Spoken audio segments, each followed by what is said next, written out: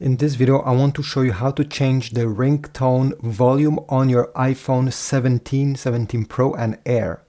So what you need to do is to simply go into the settings of your iPhone, and once you open settings, you should get this display. Simply go down until you get to sounds and haptics. Right over here, sounds and haptics, tap, and right over here, this slider, you'll be able to adjust it, and it will adjust the volume of the ringtones and also of all your alarms. Both are linked together. So you can drag this, select the appropriate amount of volume you wish, and this is about it.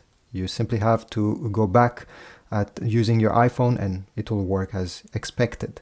In this menu, by the way, you can also change the ringtone. So if you're interested in this, it's in the same place.